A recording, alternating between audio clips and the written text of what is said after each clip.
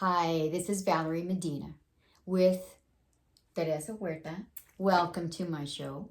This is Drawing on Spirit, where I've been conducting interviews with my teachers and mentors and the people who've led me towards a life of understanding my gifts as a psychic medium and channeler. And well, now I also practice hypnosis, but Theresa Huerta, thank you very much for coming on our show. Thank you for having me. So I've known Theresa since 1992, where we both attended Cal State Hayward. We were both students. She was a student, a year ahead of me, or two? Yeah. 2 years? Graduate. Oh, graduate already. Mm-hmm. And she was in the graduate program studying to be a teacher, and I had just started and I was studying to be a teacher. We were both older students. We were both had families, and we're navigating that life of going to school, working, and getting our children to school and doctor's appointments and all those fun things. So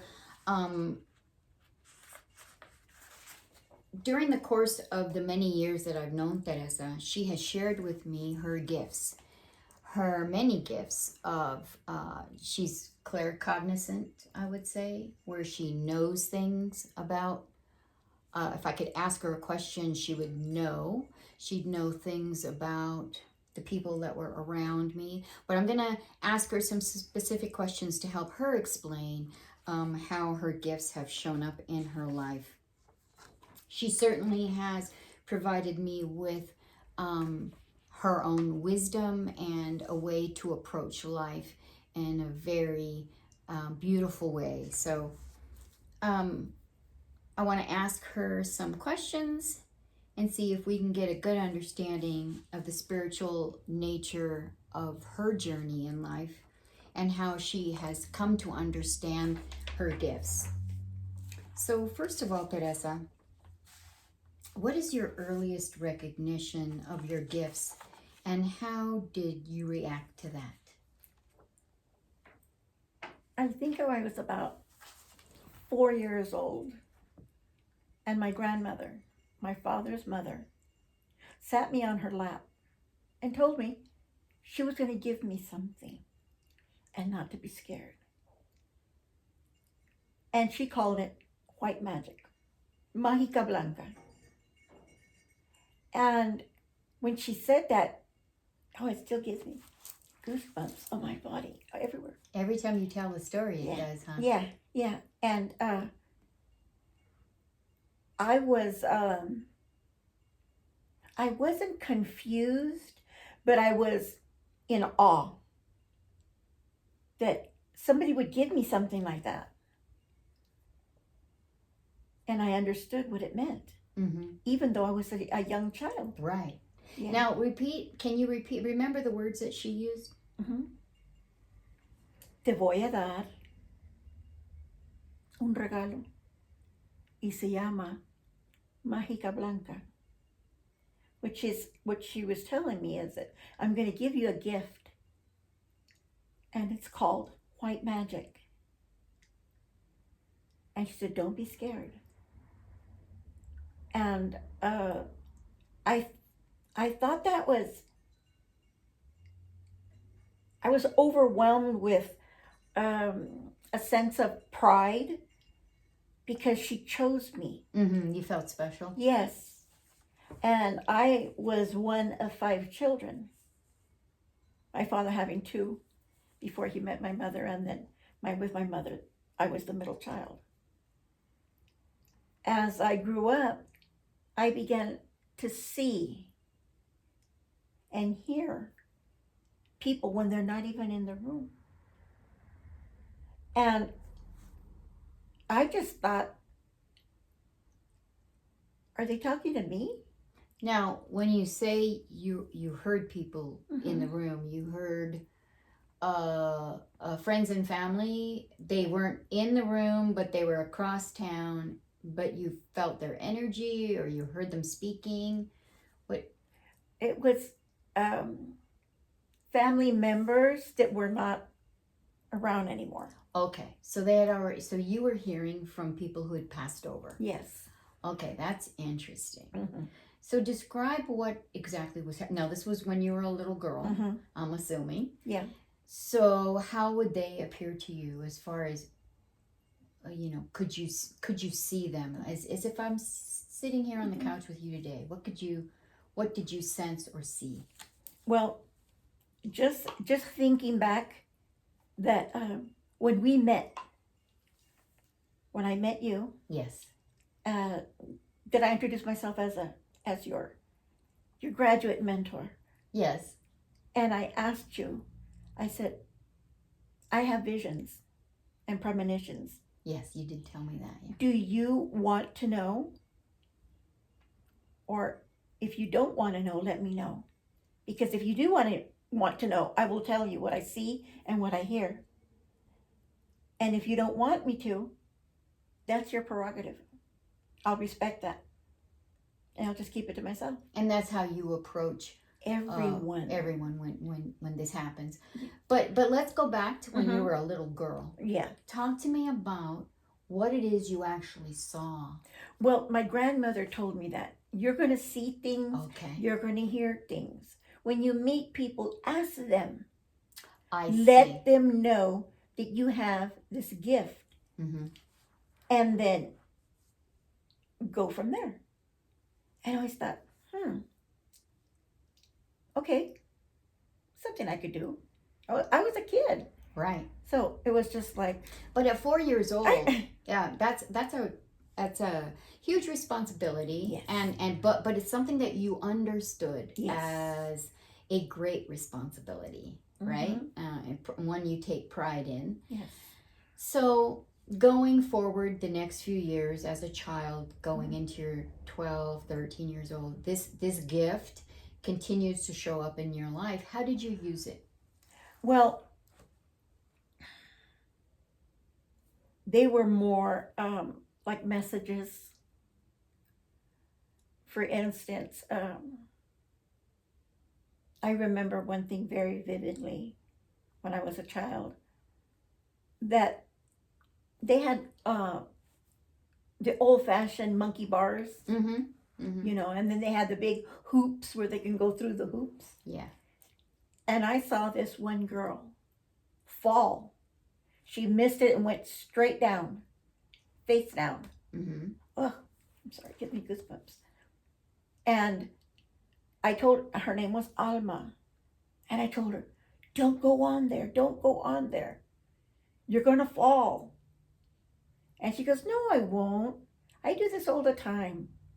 And so I ran to her. And no sooner did she go for the next hoop, she fell straight on her face. And I helped her up. And she goes, why didn't you tell me? But you did. I know. She goes, why didn't you tell me if you knew I was going to fall? Why didn't you tell me? I said, I did. That's so funny. Yeah. And she goes, well, if you ever see anything like that again, tell me. I'm your best friend now. That's so cute. Well, it's funny. Spirit's talking to us all the time, and we don't listen. I have something funny to share. A few years ago during COVID, well, 2020, during COVID, I bought a pair of roller skates. And I get on the phone with Theresa, and she tells me, Valerie, it's just not safe. Are you sure? I was 60 years old. she says, are you sure? I said, yeah, I know how to roller skate, Now, mind you, I used to roller skate in the rink, so it's a little different. It's much smoother. There's no little bumps and gravel or anything like that. So I had it in my mind that I was going to get to roller skating again, and that's the way I was going to exercise, right? Because walking is boring. So she gets on the phone, she tells me, I don't know, Valerie, now you did not say, I see you falling. You did not say that to me, and I wish you had, because, well, I don't know if it would have stopped me or not. I got out there in a parking lot across the street from my house, and I fell really hard, flat on my bottom, and then when I hit my bottom, I went straight back, and it's a good thing I had the helmet on. I almost asked my friend to call the ambulance because it was that hard that I hit my head. But if I hadn't had a helmet on, I probably maybe brain Concussion. damage for sure. So yeah, and you told me, and so I ended up getting rid of those darn skates. So when you see people that have passed, tell me about what it is. How do you see them? Do you see them in full form, like you see me in front of you? Are they amorphous or like faded out, or what is it that you see? I see a person as if I'm looking at you right now. Wow. Yeah. Just in full color. Yes, yes. And sometimes they may be younger. Clothes or no clothes?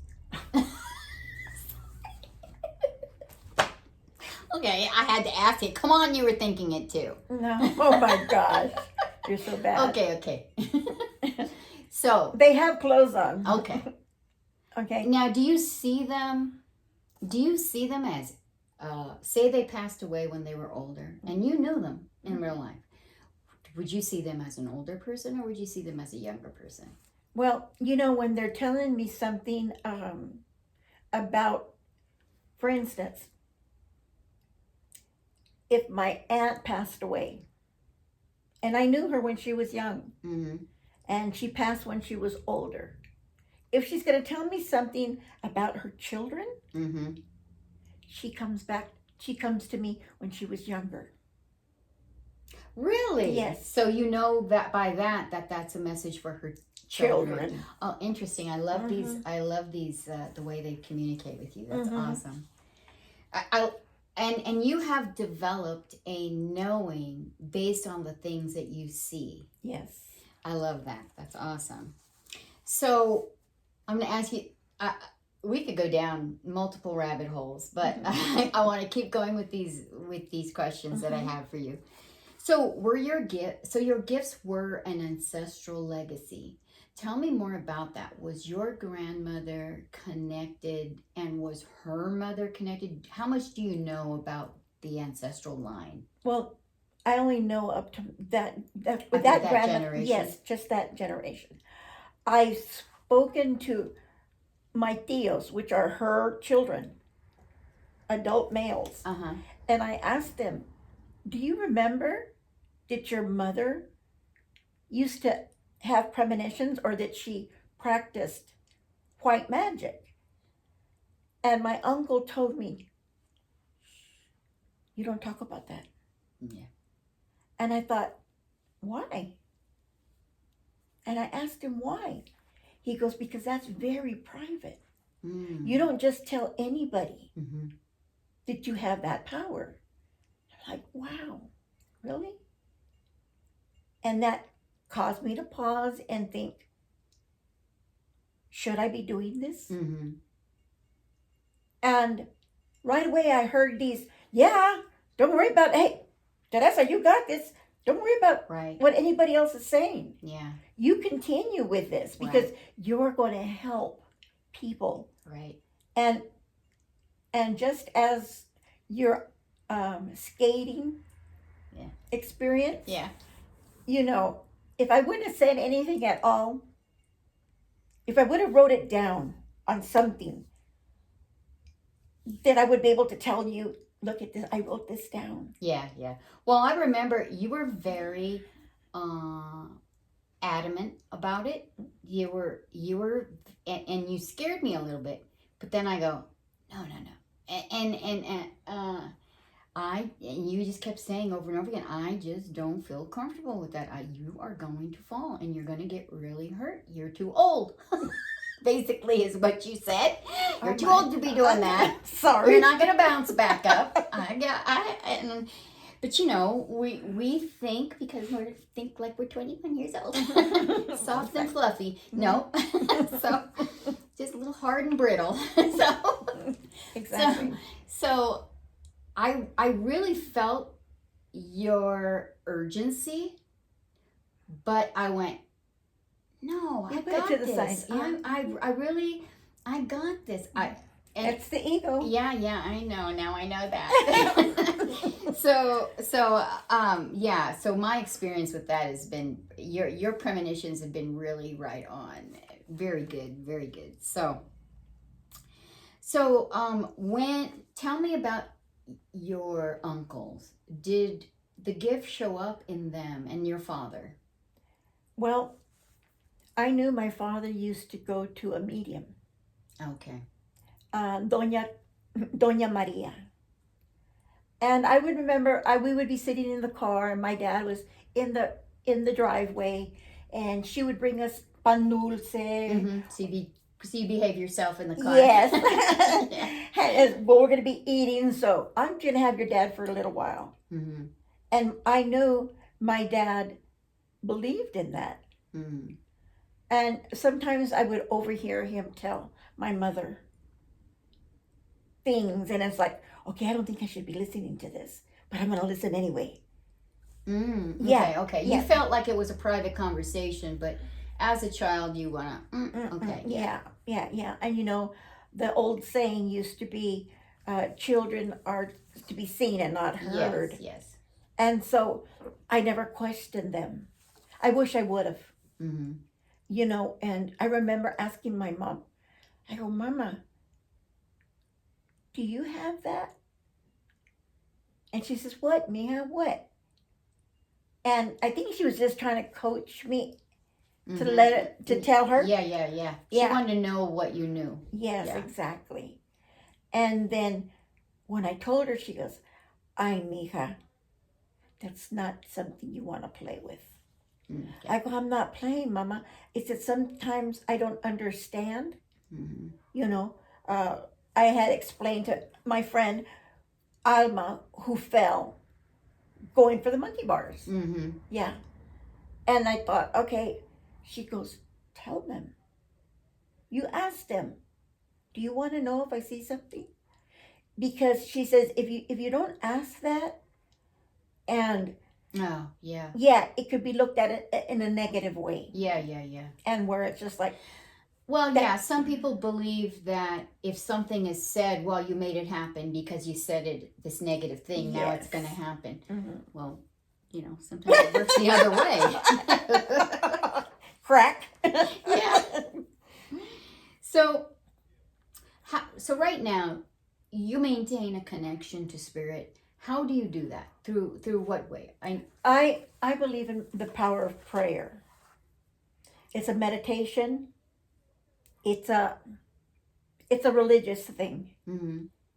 And as you know, I love rosaries. And I have a few of your rosaries. And when I'm saying the rosary, I connect with you. It just happens to be that sometimes when I'm praying and I'm saying your name, it's already it's a nighttime. It's the nighttime. We should be going to sleep. Right. And I'm thinking, are you okay? Is everything okay? Mm-hmm. You come through very, very quickly. Yeah. Well, there have been times when I have been, just going about my day, and suddenly you pop into my head, and I think, oh well, I haven't talked to Theresa in a couple of weeks. I need to give her a call, and the urge to call you does not go away. Mm-hmm. So that's when I know I need to call you. Mm-hmm. And a lot of times I'll find out, oh well, you might be sick or something's happening, or sometimes it's just that my mother has been visiting you. Oh yes. And my mother visits her.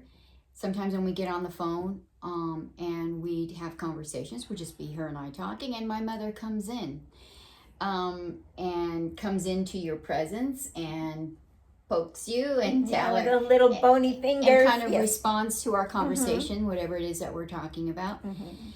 And she shows up as an older lady, right? Yes.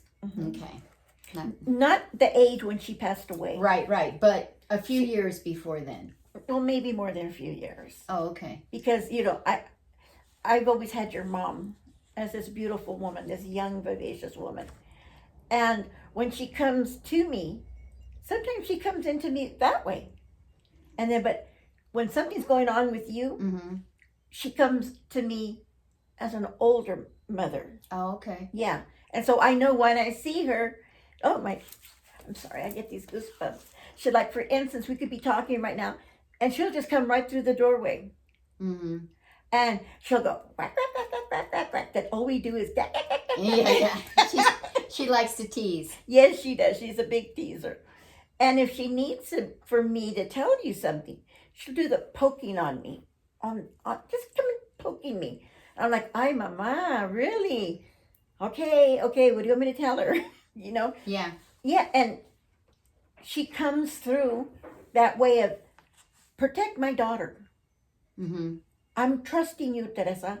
Take care of Valerie. Yeah. She's always telling you that. Yeah, yeah. So, it depending on the situation. For instance, you know, with just things that had passed in your lifetime, especially now this later part of your lifetime. Yes. Yes. You know, she'll tell me, Valerie's gonna be okay. Tell her she's gonna be okay. Tell her her mom knows that she's gonna be okay. And it's just like it brings tears to my eyes because it's so vivid, as if she's right here in front of me. So it's something that you need to know. Yeah. Because I'm sure you think about it. Yeah. There are times when a certain thing happens in your life, Mm-hmm. that maybe a crisis, and you think, God, what will my mother think? Mm-hmm. I wish I had my mother to talk to about this. What would she think? What would she think I should do? And that's very helpful when she comes through and she says, it's okay. You're going to be okay, which is what she would say in real life, Mm-hmm. you know, but it's nice to hear that she's around and she's kind of got me, Yeah. you know, she's Yeah. always around and she's definitely A got loving me. mother. Yes, yes, Mhm. yes, yes. I mean, sometimes if we're talking, she'll just come and hug me from the back. She'll come in back and just hug me. Give me maybe a little cheek, Mm-hmm. a little kiss on the cheek. Mm-hmm. And it's just like, thank you, Mama.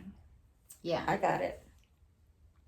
So, what kinds of information, don't kiss and tell, but Mhm. what kinds of information has come through with people? Well, yeah, one of the latest things that has happened, I had a neighbor. We'll just call her Miss S. Okay? Okay. And I lived in this mobile home park. Yes. And she would walk around the park. She'd get in her steps every day. And then she knows about my premonitions. She knows about my visions. She goes, anytime, I don't care what time it is or whatever I'm doing, stop me and tell me. If you got something for me. Mm-hmm. Yeah. And she walked by one day and I ran to her. And she gave me like a scared look. I said, your husband's going to have a heart attack. She goes, no. He's on his way home. And then I said, check on him. Check on him. Well, that evening when he was coming home from Sacramento, he had a heart attack while he was driving. Mm. Yeah. Did he get into an accident? Yes. Oh, that's bad. Yeah. But it wasn't as bad as it could have been. Mm-hmm. And so right away she called me and told me, Teresa, thank you. Thank you. My husband just called me. He's in the hospital. He had a heart attack on the way home. And he had an accident. I goes, everybody okay? She said, yes. The accident caused him to hit the car that was coming next to him. Mm-hmm. And it just tossed the car to the side because he had this big monster truck that he would drive. And she goes, and she asked me, is he going to die? I said, no, he'll be okay. And then that passed. How do you think knowing that information helps people? Like, you know, It's a warning. Yeah, and I imagine some people don't want to know. They don't want to know. Mm-hmm. But to me, having a warning like that makes me extra careful, makes me, okay, and let me get ready for that particular thing. Yes. I know that different things have happened in my own life where I made adjustments based on the information that she gave me. You know, I opened up my life to something new. So, you know, and that was helpful. And I ended up being in a better place. So, you know, I went through, I don't want to get into detail, but I went into a process in which I went inward and I grew spiritually. So I have come out of what was a hard situation, and it has become better. So I think I was better prepared because I had your advice and help with that. And that's the meaning that I relate to by telling you what I saw or what I heard.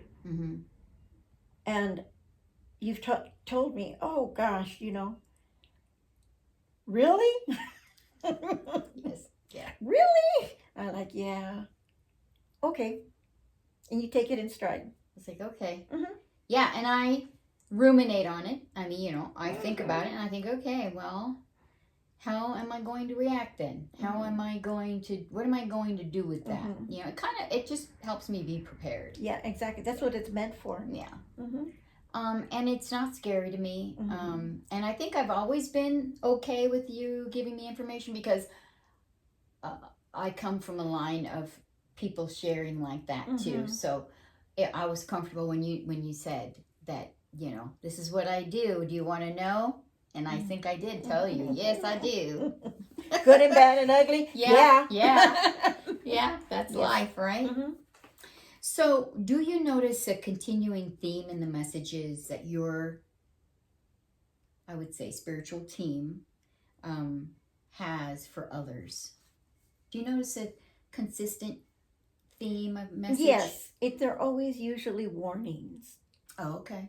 And it could be a warning that if you didn't take it to heart, that could be a death for the person. And I know something like that is scary for people. And up to now, I don't know of anybody who said, I don't want to talk to you anymore. That's what witches do. And it's just like, okay, I don't look at anything but the survival of a human being. Yeah. And I want to share that. And at the same time, I think, what does Valerie think about this? You know, does she think I'm kind of cuckoo? And for other reasons, yes. Not for your spiritual gifts, but that to me seems normal. So, okay. So, how have your gifts affected your life? Well, I have been ill since 2019. Since 1986, I've had issues with my kidneys. I'm third stage kidney failure. And with that, I've had other illnesses on top of that. And I pray about it. And I said, okay, if this is meant to be, it's going to happen.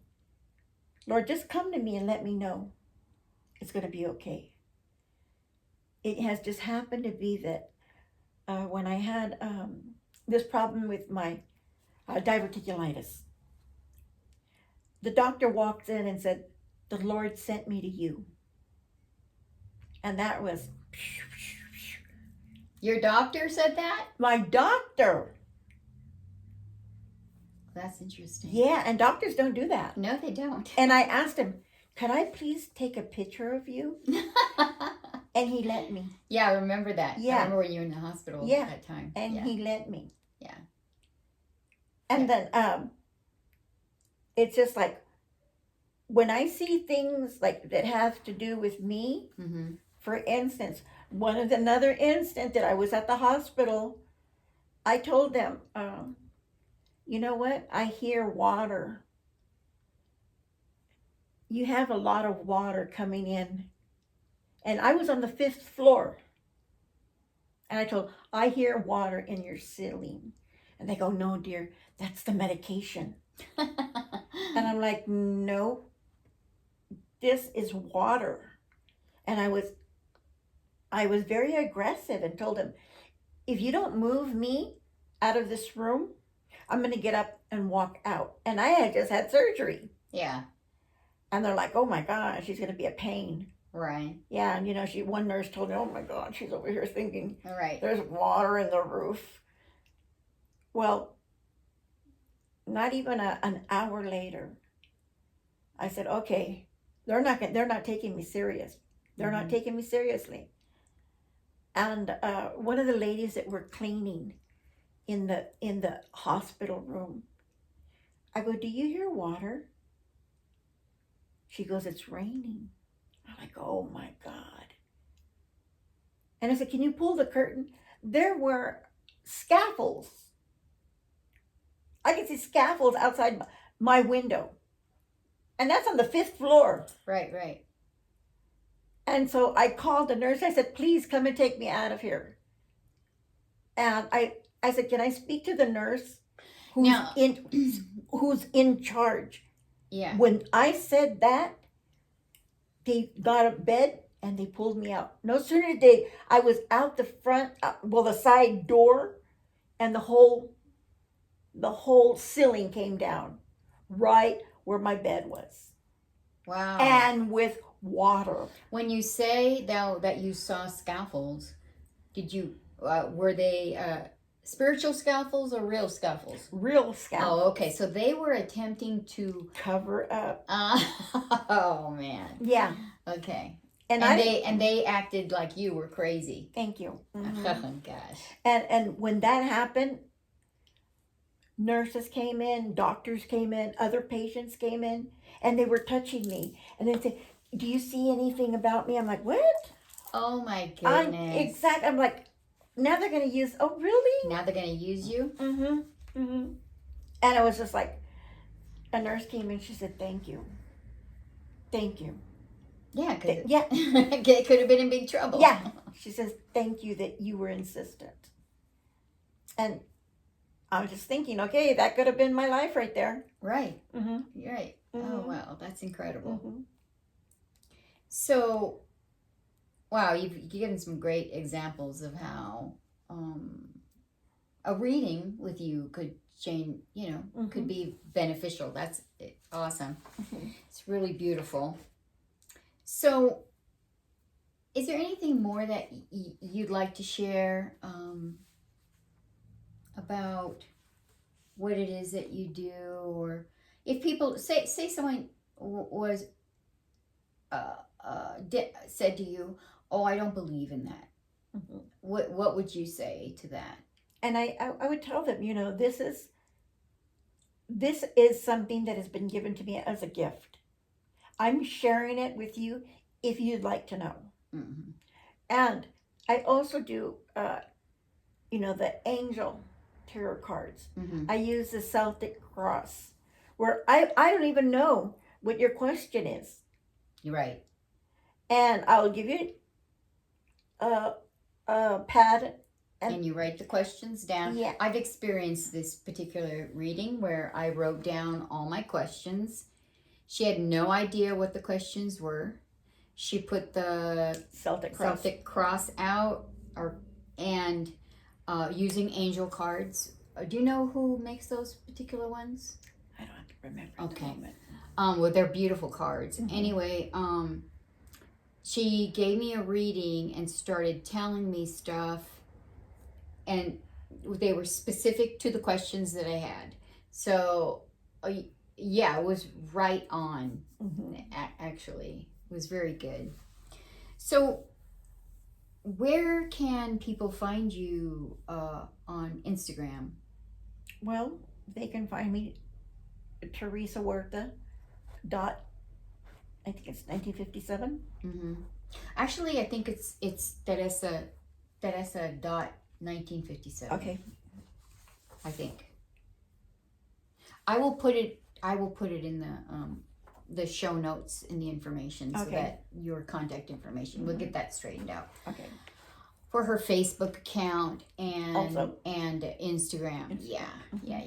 And so thank you very much for being here and for explaining some things. I think that people are often afraid of people like you and me, but it's kind of just what we've always known, and it just makes our life better. Yes. And I think everyone has the ability to, what do you think about that, about communicating? I think everybody, if they open themselves up to it, yeah, they will get, I think I even told you that you're going to continue to grow, and you're going to continue to grow. Right. And not just by your hips, but spiritually. Right. Yeah. Spiritually. Yeah. So, okay. Well, thank you very much for joining us, and I look forward to doing another follow-up interview with you. I want to get some more information because this kind of opened up a conversation, and a continuing conversation that I want to keep having with you as your gifts, because I imagine, okay, your gifts keep coming, right? Yes. They don't just stop. No. You continue to pray, and that's how Spirit talks to you, and you continue to grow as a person who receives spiritual information, or information from the other side. So, did you want to say something? Yeah, what you said right now, that you continue to grow. Mm-hmm. I'm going to just give you a little tidbit of the last thing that happened. I got a Lyft ride. And the girl's name was Christina.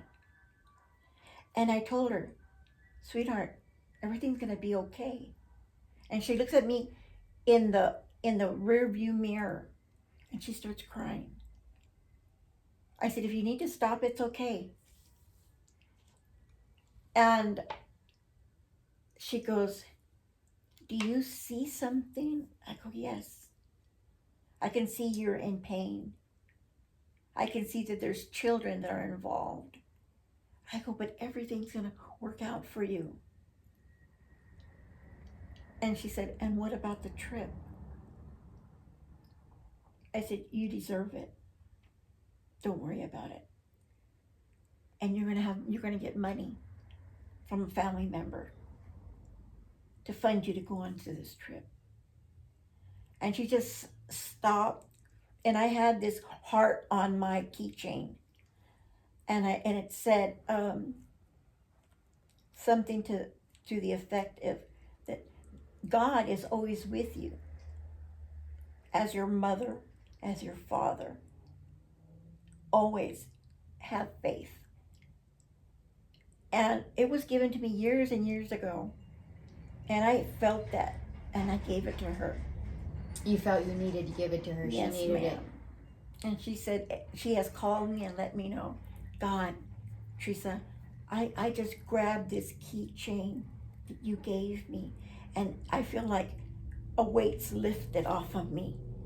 I said, so sometimes, even though you don't know somebody, something will happen.